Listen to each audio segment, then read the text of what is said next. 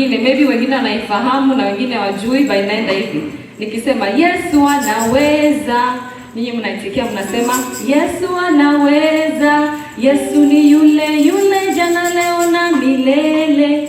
Yesu ni yule yule jana leo na milele. Amen. Amen. Okay, let's go. It's easy. Yesu anaweza. Yesu anaweza. Yesu anaweza. Yesu anaweza. Yesu ni yule yule jana leo na milele. Yesu ni yule yule jana leo na milele.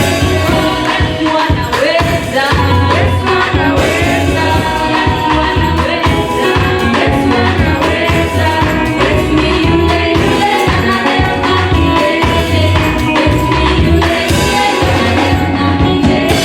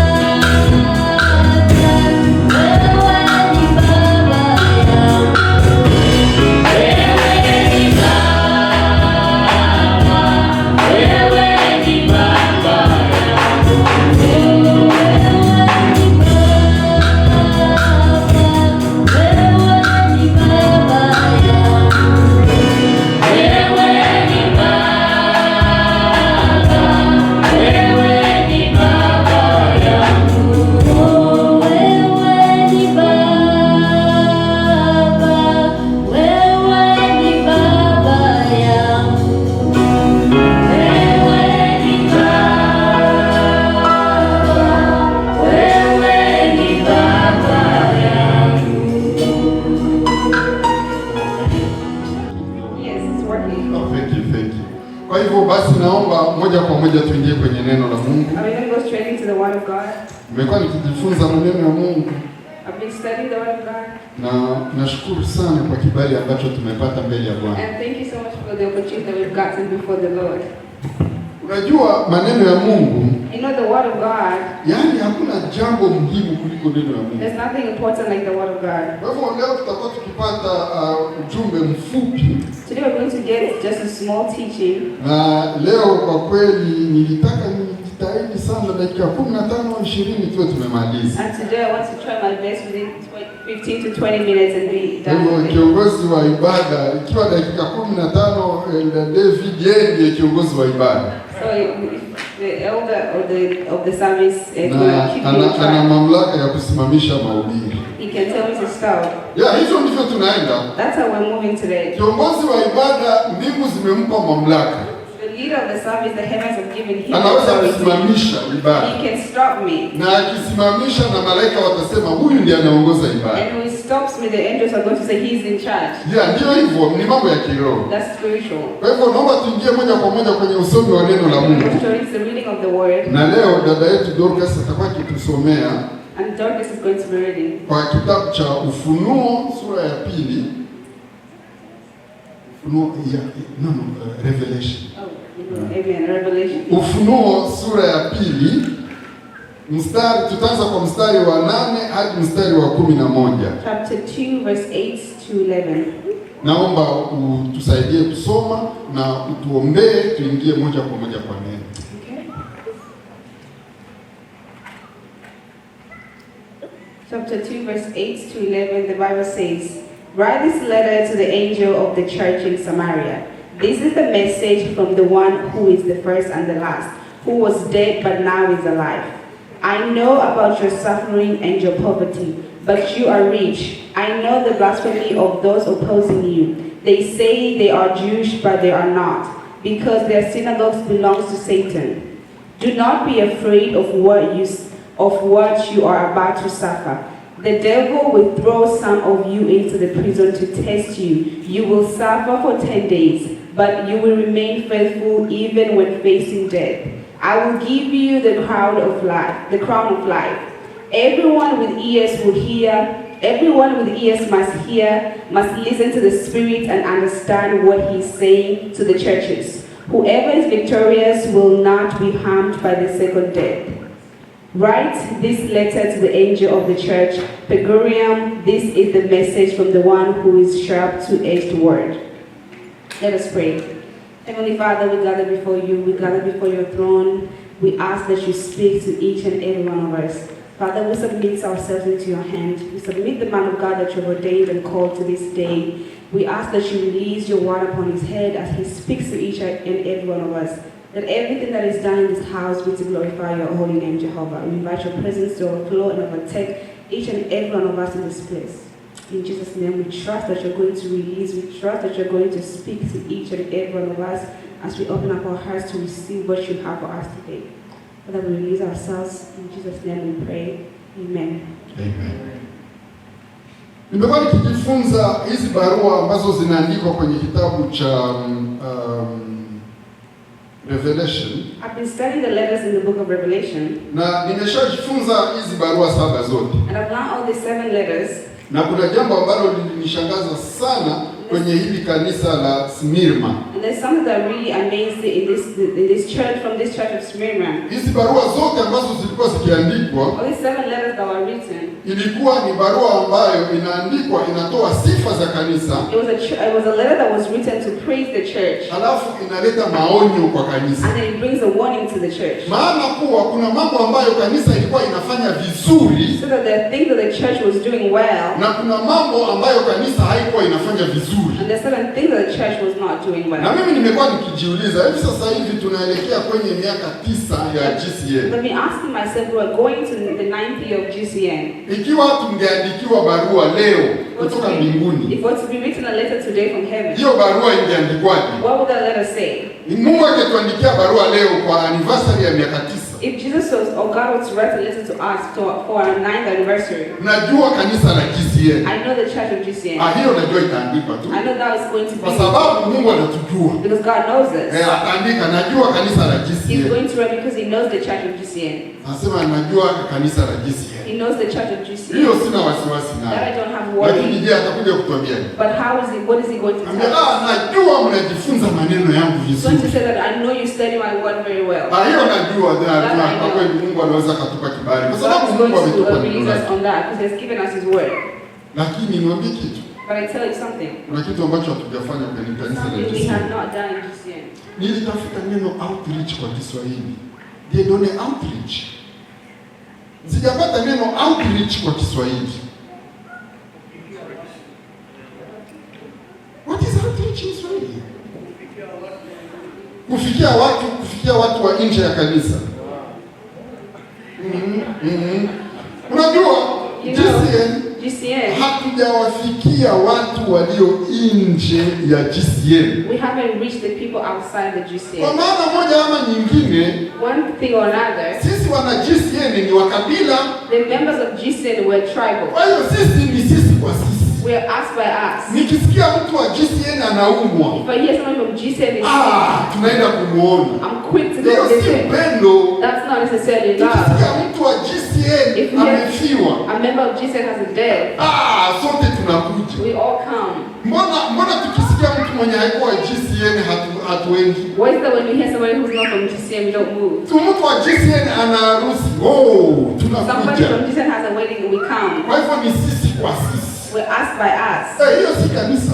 That's not a church. Hiyo si kanisa. That's not a church. Sasa unajua wakati mwingine, you know, sometimes nimeshawaambia nina kazi mbili kwenye hii kanisa. I've told you I have 2 jobs in this church. La kwanza ni kufundisha. The first is to teach. La pili ni kuonya. And the second is to warn. Sasa hapa ninaonya. Now I'm warning. Yaani tukipata jambo nzuri sisi kwa sisi, when we get good news by us within ourselves. Nyie wana GCN mnajua venye ninawapenda. You know GCN, I love you people.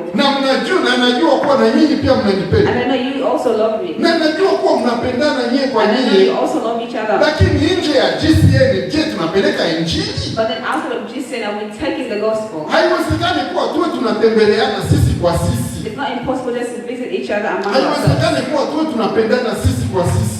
It's not impossible. It's not possible to just love ourselves. Mimi naomba kusema hivi. I'm going to say something. Jamani, ukisikia mtu anaumwa, when you hear someone is sick, hata si wa GCN, even if it's not from GCN, tuletee taarifa. Let's just bring us the news. Tuletee taarifa. Let's bring us the news. Ili twende kumuona. So we can go visit them. Kupitia wewe. Through you. Ukisikia mtu mwenye unajua, you just hear somebody that you know, ambaye unamjua kwenye matatizo, that you know they're in trouble, tuletee taarifa. Just bring us the news. Na umwambie kuwa by the way, kanisa letu ningependa kuja kukuona. And tell them, our church would love to come visit. Mimi nawaambia ukweli, mimi nitapata muda wa kwenda kuona. And tell you I'm going to make time.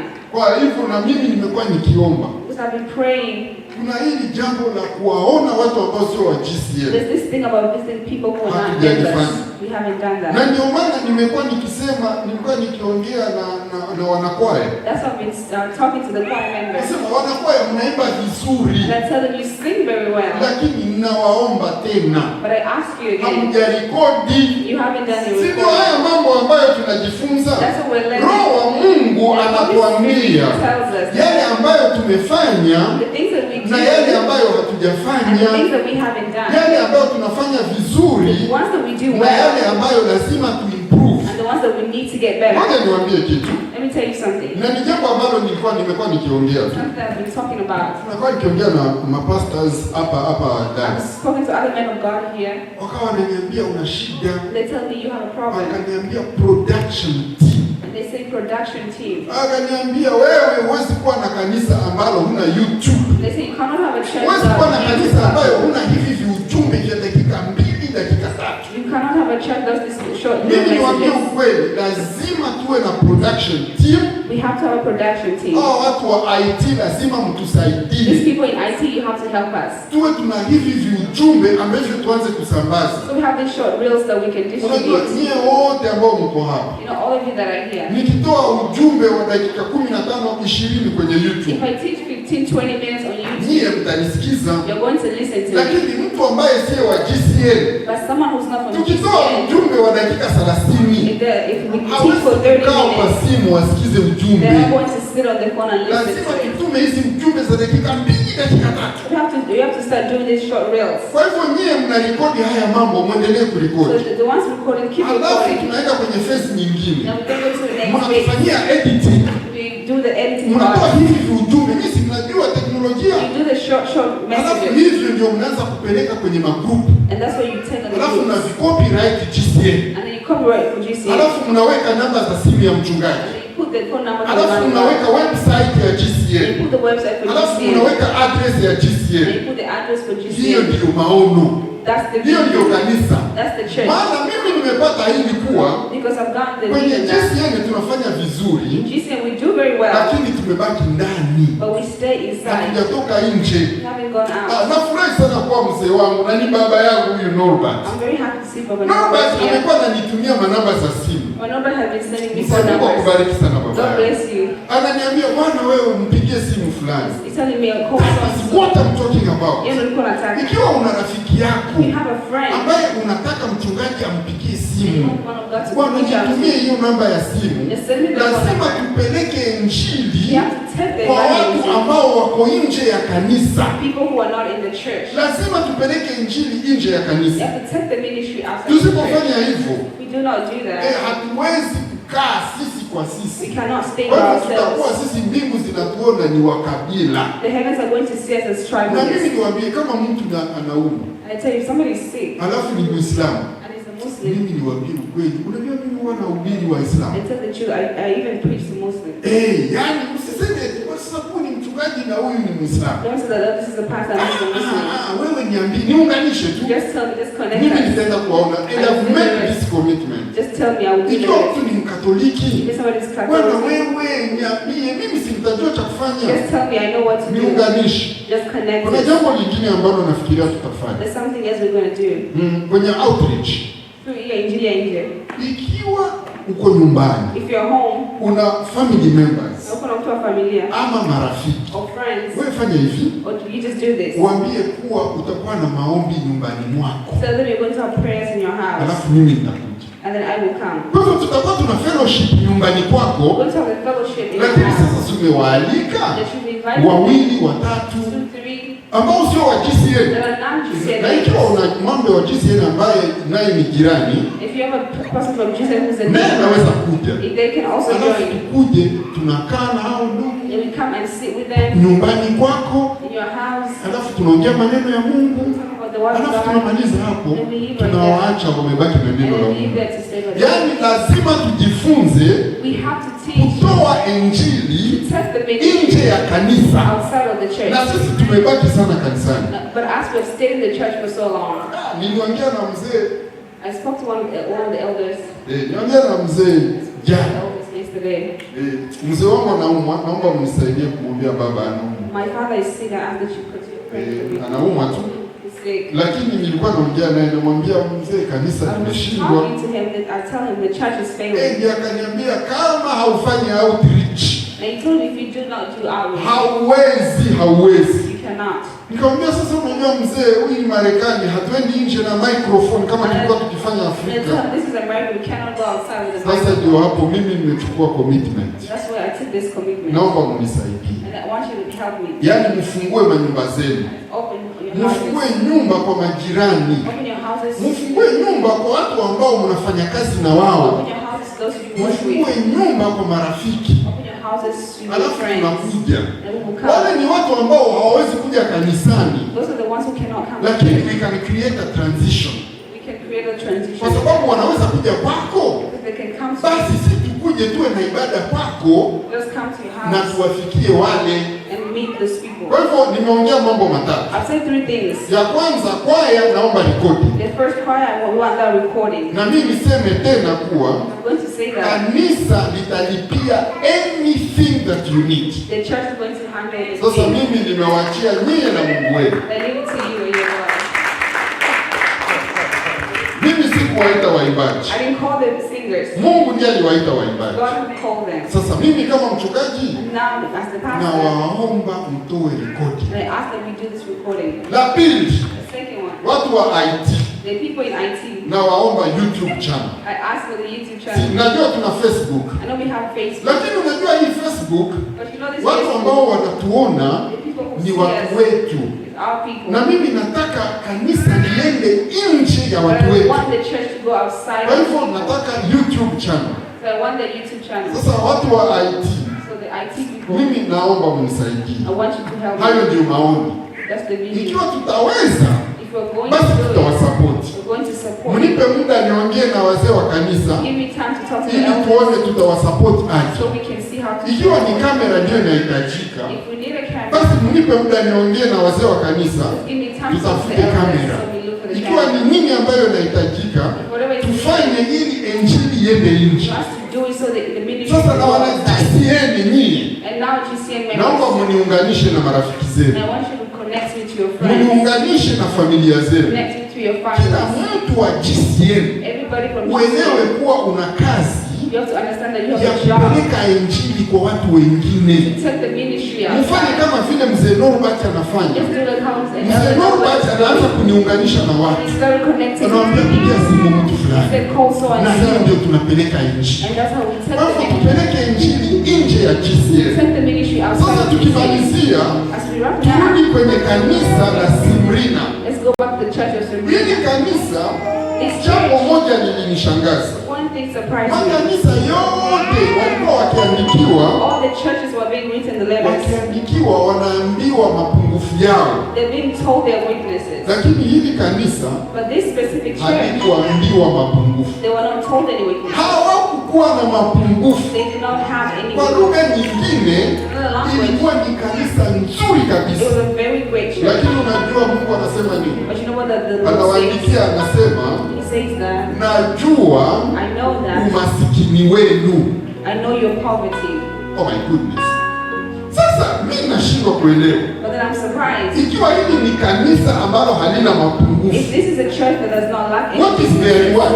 so zawadi yao ni nini? Wao ni kanisa ambalo halina mapungufu, It's a church that lacks no lakini weakness. unajua linaandikwaje? But you know what is written Najua on there? umasikini I wenu. know your poverty. Na sio hiyo tu, And that's not ile it. ambayo inakuja, And the one that is coming, mnaenda kupigwa vita, you're going to be attacked. mtaenda jela. You're going to prisons. Sasa mimi najiuliza, But then I ask sasa huyu myself, Yesu what is the point of being a church? this Jesus, what is the nini maana ya Kwa nini? kwenda? Maana ya kwenda kanisani ni nini? What's the point of going to Ikiwa church? hili kanisa halina mapungufu, If this church does not have ikiwa hili kanisa linakuwa if vizuri, this church is going sasa kwa well, nini nimebaki kwenye then umasikini? why is it stuck in Kwa poverty? nini Yesu anasema kuwa nyie mnaenda kuipelekwa jela, Why did Jesus say that they're going to go na to anasema jail? msiogope, And he says, do not be hata kukufa scared. mtakufa, Even to die, you will lakini die. kuna jambo moja, But there's one thing, hamtapata mauti ya pili. you will not have the second death.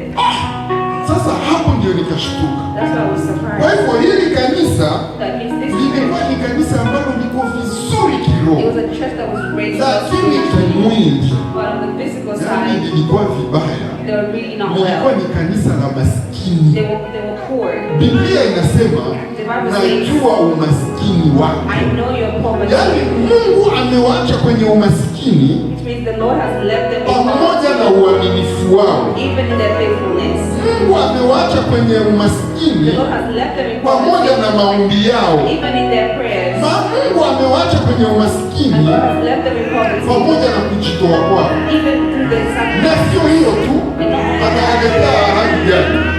Anawaambia kutoka kwenye It umaskini says to leave the poverty, mnaenda jela, you go into prison. na kutoka kwenye jela And coming out of prison, mtakufa. you will die. Oh, sasa what is going on? Inaendelea. Sasa hao hivi wanakuja kanisani kufanya So nini? when they come to church to do what? Ikiwa wao wanaishi umaskini Then they live in na poverty. wakitoka kwenye umaskini And wataingia living kwenye out of jela, poverty, they're going to prison. wakitoka kwenye jela Prison, watakufa, they're going to die. lakini mauti ya pili By the second death, haitawapata.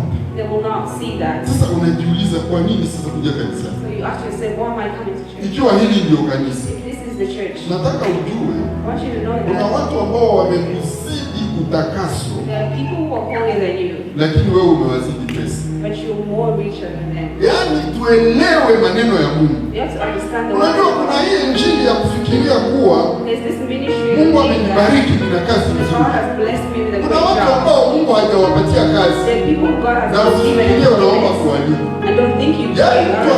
mtu anaomba hajapata akili. There are people who pray and pray and pray and say, Kuna watu ambao wako kwenye hali mbaya ya kiafya there are people who are not well, lakini ni waombaji. but they pray. Na mfano hili kanisa For example, this church, ni kanisa ambayo haina mapungufu, it's a church that lacks no lakini weakness. ukiona wanaoyapitia But if you see what they're going through, hutaelewa. you're not going to understand. Kuna watu kabila tatu ya watu ambao wanaenda There are mbinguni. two different tribes of people that are going to heaven. Kuna watu ambao wanaenda mbinguni Those who are going to heaven kwa sababu wanaogopa Jehenamu. because they're scared of hell.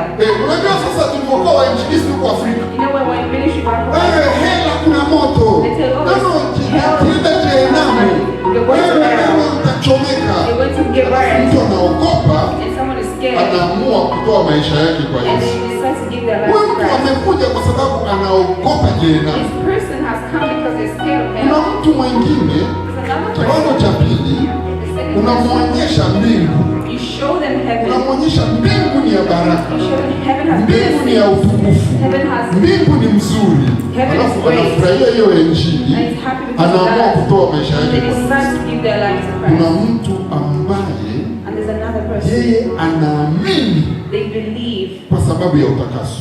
because of faithfulness. Hiki ndio kiwango cha hili kanisa. And that's what the level of this Yaani church hawa wawe maskini, Even if they're poor, wapelekwe jela, they're in prison, wafanyiwe nini, whatever it is they get imani done, yao haitikisiki, their faith stands kwa the same. sababu hata wakifariki Because even if they kuna die, jambo ambalo wana uhakika nalo. there's something that very certain and very sure Wanajua about. kuwa mauti ya They know pili that the second coming day hayatawagusa. will not touch them. Yaani hawa wameshajitolea na mambo ya ulimwengu. They have given the things of the world. Wao kazi yao ni kutakasa nafsi Their yao. work is just to qualify their hearts. Nikimalizia, As I finish, naomba niseme hivi. I want to say something. Kuna mambo ambayo tunayapa umuhimu duniani, The things that we put are more important on lakini earth, hayana umuhimu. but they're not really important. Kuna mambo ambayo yana umuhimu katika maisha yetu, There are things that are important in our lives, lakini hatuyape umuhimu. but we don't give them the importance. Ni mambo ambayo yanakuza nafsi yako. Things that allow us to grow.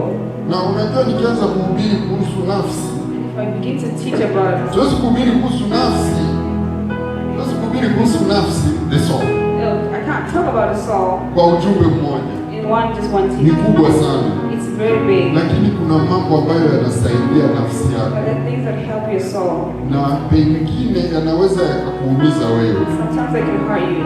Jambo la kwanza ambalo naweza kuambia First thing that I can tell you ni kusamehe waliokukosea. is to forgive those who hurt you.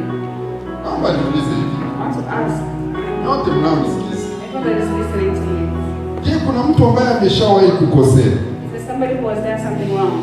Huyo mtu ukimsamehe, And that person who forgive wewe them, unajisikia vibaya, and you feel really bad. wewe unajisikia vibaya, You feel really bad. lakini nikwambie, umesaidia nafsi yako sana. But I tell you, you have helped your soul so much. Na hii ndio anasababisha kanisa And this is what is causing the church linapitia mambo to magumu, go through hardships, lakini imani yao inakuwa. but then the faith also grows. Kuna jambo linaitwa humility, There's something called unyenyekevu. yaani kujishusha, Just to humble yourself. unanyenyekea. Humble yourself. Unaponyenyekea, When you're humble, ngoja niwape mfano. let me give you an example. Unajua, wakati wote, In all the time, hata wakati tunavaa, even when we dressed up, hata wakati tunajenga manyumba, even when we're building the hata homes, wakati tunanunua magari, buying cars, huwa tunataka kufika mahali, we want to get to a place, yaani watu watajiuliza, huyu ni nani? and we're going to ask themselves, oh, who's this? Na watu wengine wanaingia kwenye siasa kwa sababu yeye akija hapa, tukimwambia akae huko atapata shida. And others get into politics, they know they want to Anataka come akija somewhere, akae they want hapo, to wewe sit ni in the kiti cha back. mchungaji. They want to come sit in the front. Yaani basi ikiwa hatapata hapo, akae hapo. They can't sit here, they want to sit Na here. akiingia kwenye kanisa, When they come in the tusimamishe church, ibada. they want everything to stop. Yaani hawana unyenyekevu. They're not humble. Na mimi niwaambie ukweli, They tell the truth. yaani unyenyekevu Humility inakuza nafsi yako grows, allows your soul to grow. ya kusaidia maskini, To help the poor. kusaidia maskini. To help the poor. yanasababisha These are the things huko that mbele unapitia mambo magumu, help you when you're going through hardships. You're not going to be stressed. Basi stress kwa nini? You're not going to be Kwa stressed. sababu Why? nafsi yako Because your soul, ni jitu, it's something, ni jitu ina nguvu. it's something that is very strong. Ukisoma hapa If you read here, inasema najua umaskini wako, it says, I understand, I know your poverty, lakini wewe ni tajiri. but you are rich. Hili kanisa lilikuwa linaonekana maskini, This church looks like lakini it's kwenye poor, mambo ya kiroho but in the spiritual lilikuwa ni things, tajiri. they were very wealthy. Na kuna makanisa mengine yanaonekana ni matajiri, Some other churches look like lakini they're kwenye rich, mambo ya kiroho but in haya spiritual, makanisa ni maskini. they're very poor. Yaani nawaomba sana So I beg of you tuangalie mambo ya mbinguni not to see the things of heaven ambayo yanakuza nafsi that yetu, are going to help us to alafu grow our tutaangalia souls. pia na mambo ya And kimwili. then we're also going to look Mimi at sijasema like tusifanye things in the biashara. world. Na I kwa didn't say mfano, don't do business. si unaona leo nataka kukatizia mahubiri I'm going to cut the teaching ili sasa tupate mafundisho ya kutunza mwili wetu. so we can understand how to preserve Kwa our hivyo bodies. mimi sijasema kuwa mambo ya kimwili tuyaache, I didn't say we should leave the things of lakini flesh, nasema tuwekee msisitizo mambo ya kiroho, but we have to understand, we ili have to have priorities. tunapokomaa kama majitu So kwenye that mambo ya we grow, kimwili, so that we grow in the flesh, lakini pia tukue katika so kiroho, we're also growing in the tuwe spirit. watu wa afya We nzuri must be healthy, kimwili physical, na kiroho. also spiritual. Lakini najua kuwa mambo yanayokuza afya ya The kiroho things that allow our souls to ni kama grow. wewe unachukua pesa zako, It's like you have your money, wewe una pesa zako you have mfukoni, your money in your pocket. badala wewe utumie pesa zako, I'm going to use your money. nakwambia bwana, wewe ukimwona mtu ni maskini, And I say, if somebody who's chukua hiyo pesa yako, just take your money, weka kwenye bahasha, put it in an envelope, umupe na umupe na heshima, give the person and give them usimrushie na madharau, Don't throw it to umupe them. na heshima, Give it to them with respect. ukijua kuwa unampa Mungu. Let know they can give it So to God. tengeneza sasa, mimi I've been doing all of this shift day and night so that I give out my money. Ndio. Yes. Sasa ukifanya hivyo unajua inakuumiza. When you do that, it's going to hurt you. Inaumiza mwili, It's going to hurt your flesh. inakuza nafsi. But it grows your soul. Unasema yani wewe unataka ukienda mahali upite tu usionekane. When you go somewhere, you just want to go, you don't want to be seen. Mimi niwaambie ukweli, naomba Mungu anisamehe. I said the truth, may God help me. Nilialikwa mahali, I was invited somewhere. nikaenda. And I went, Sasa nikafika huko, and I got there, wakaniambia ujitambulishe. and they told me to introduce Nakwambia myself. nilijitambulisha. And I started to introduce myself. Nilijitambulisha. I introduced myself. Sasa zile nimemaliza And when kujitambulisha, I was done, yaani nafsi yangu ikapia. my soul just got down. Roho wa Mungu akaniambia, unaona umejikuza wewe. And the Spirit of God told me, see, you've outgrown yourself. Yaani kwa nini unajitambulisha na cheo zako? Why are you doing yourself with all these Sema titles? tu mimi ni Gracie, nimetoka Kongo. But just say my name is Gracia, I'm from Just Congo. pita tu chini chini. Just go slow, slow. Lakini wa Kongo sasa hatutaki hivyo. But as Congolese, we don't Yaani want that. tunataka ukija, want when you kwanza come. umevaa, You're dressed well, ukionekana tu. then you're Mimi seen. sijasema tusivae vizuri. I'm not saying we should Tunavaa not dress vizuri. well, we look very well. Lakini unajua kuna namna nyingine But there's some other tena. Mimi times. niwaambie, mimi huwa napenda dhahabu. And me, Ah, mimi I napenda tell you, I dhahabu, love vaa gold. dhahabu tu, Wear gold. sio vibaya, It's not bad. lakini kwa utukufu wa Mungu, But to sio glorify the kwa Lord, will impress. it's not about being Jamani, impressed. haya mambo ndio yanatesa nafsi You zetu. know, these things are affecting our souls. Nimekuwa nikihubiri jambo la kusamehe. I've been talking about forgiveness. Jamani, ikiwa kuna mtu amekukosea, There's someone who has offended you. jishushe, Humble yourself umsamehe. and forgive them. Mimi sijasema watu ambao wewe umekosea, I didn't say the people that you've offended. nawajua nyie, I know nyie ni you. watu wa kiroho. You're spiritual. Nikisema watu ambao mumewakosea, muwaombe People that msamaha. you've offended, Najua mtawaomba msamaha, ask them for forgiveness. lakini mimi naomba watu ambao wamekukosea Now, wewe, speaking of the ones who have offended you, unaweza you kuwasamehe. have to forgive them. Jamani, tutakuwaje kanisa ambalo hatusameheani? How are we going to be a church that is not Kwa hivyo understanding forgiveness? nikimaliza, So when I'm done, naomba jambo I moja, ask one thing. wasamehe waliokukosea. Forgive those who have offended you. Basi Mungu atubariki. God bless you.